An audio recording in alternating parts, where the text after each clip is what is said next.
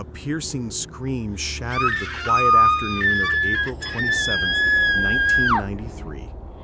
Tracy, a young girl fishing with her father near a secluded pond in LaPorte, Indiana, spotted something unusual. At first, a shoe. Then the grim reality that it was attached to a body, weighted down by heavy logs beneath the surface. The body was 16-year-old Reyna Ryson, who had been missing for exactly 1 month. The case that would haunt a town for decades was about to take a dark turn. LaPorte, Indiana was a small, peaceful town in the heart of the Midwest. With a population of only 20,000, it was a place where everyone knew everyone else. Doors were often left unlocked, and crime felt like something that happened far away.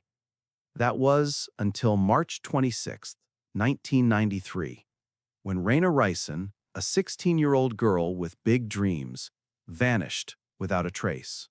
Reyna Ryson wasn't just a typical 16-year-old girl. She was an overachiever, a shining star in LaPorte, Indiana, a town where everyone knew each other and life moved a little slower. She was driven, ambitious, and determined to make something of herself. At school, she excelled academically and was an active member of the school band, playing the cornet, flute, and oboe. It wasn't just the instruments she played, but the music she made with her life. Reyna's dreams were as vibrant as her personality. She wanted to be a veterinarian, an idea that had taken root when she was a little girl surrounded by animals. Despite her busy schedule, Reyna never seemed to slow down. She had 3 part-time jobs, each one a step toward her future goals.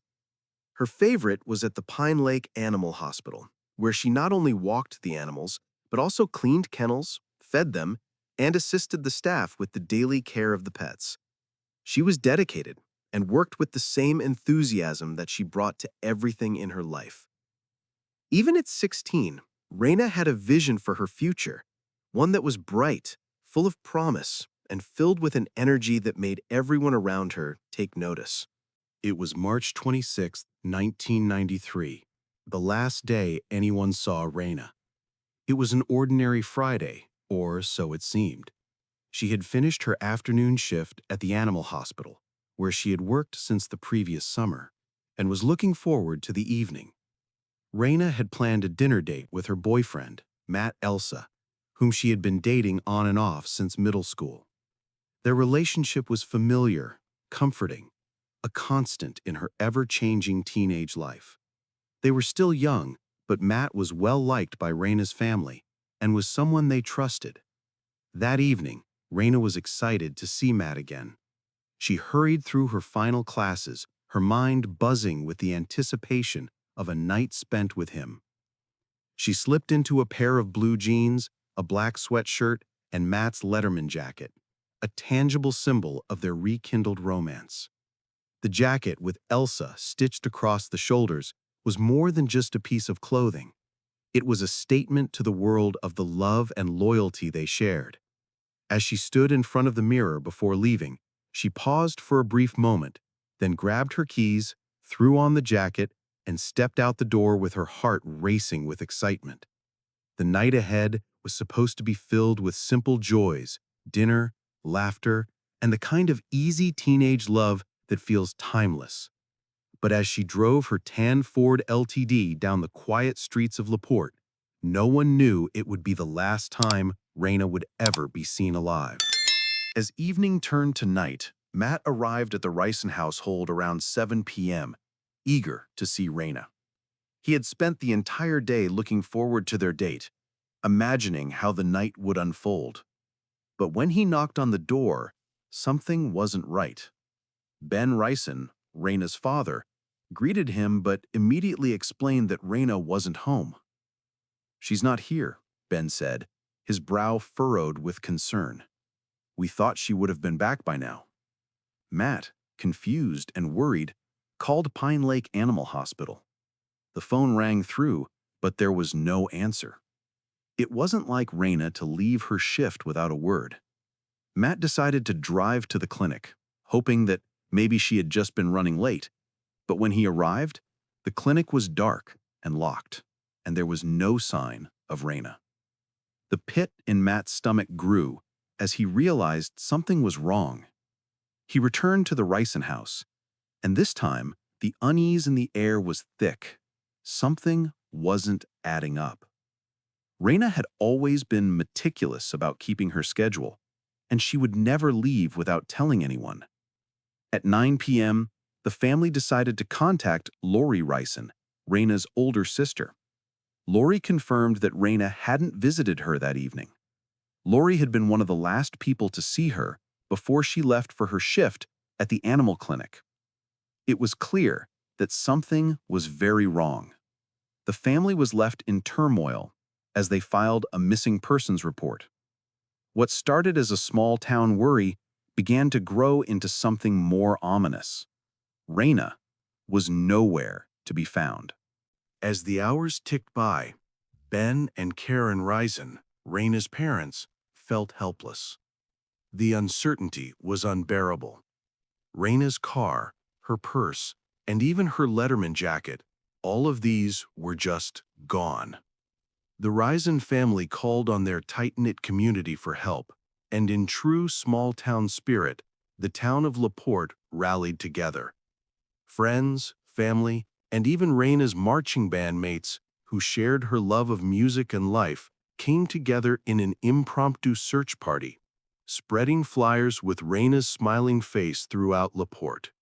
Meanwhile, the police began their investigation, but initially they received little concrete information. As the search dragged on, 2 tips surfaced from the public, both describing a car parked near the animal clinic with 2 men in the front seats and a girl matching Reyna's description standing outside. The girl appeared to be having what looked like a lover's quarrel with one of the men. The sighting seemed to confirm the family's worst fear. Something sinister had happened to Reyna. Detectives turned their attention to Matt Elsa, as he had been one of the last people to see Reyna.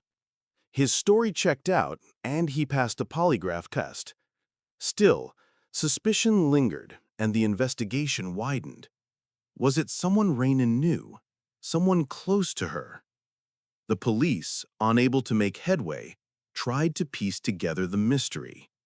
They even questioned Reyna's ex-boyfriend, Jason Tibbs, a boy who had once been infatuated with her, despite her firm rejection.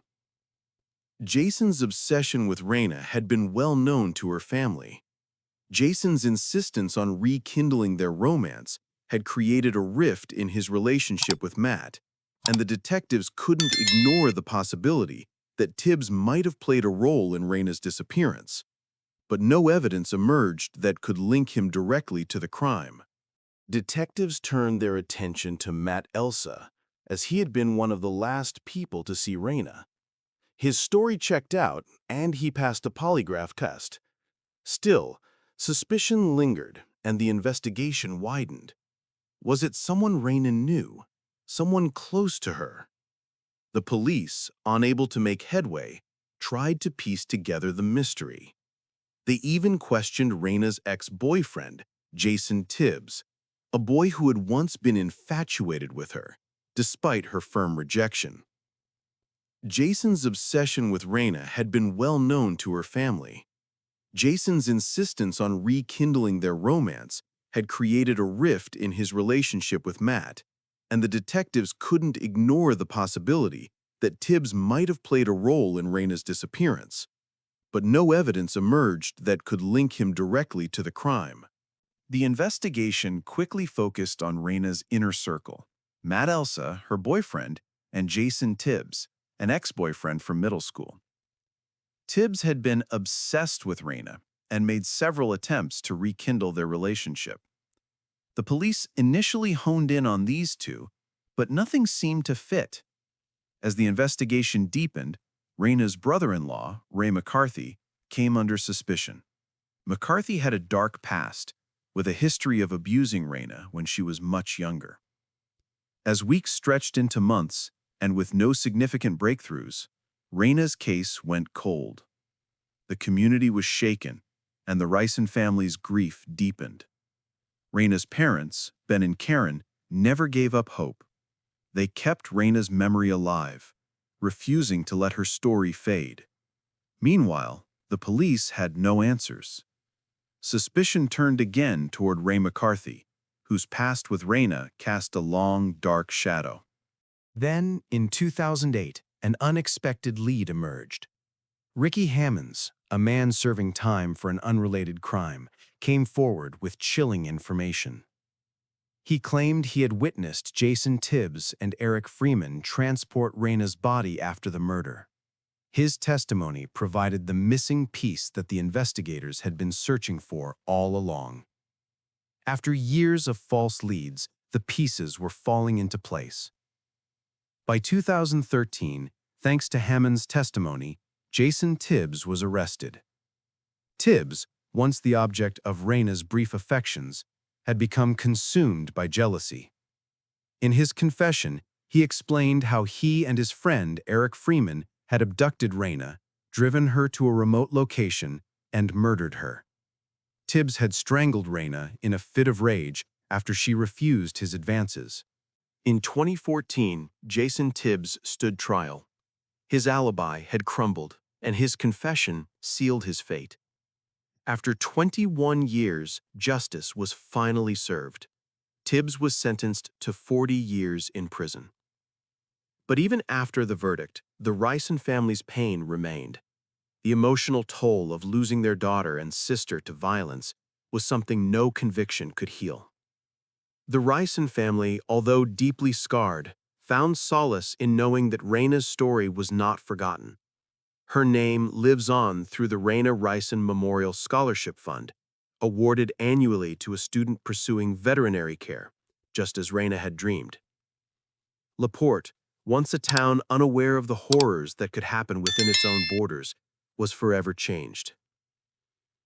Reyna Ryson's case serves as a chilling reminder that even the most idyllic communities must remain vigilant. The darkness can hide just beneath the surface.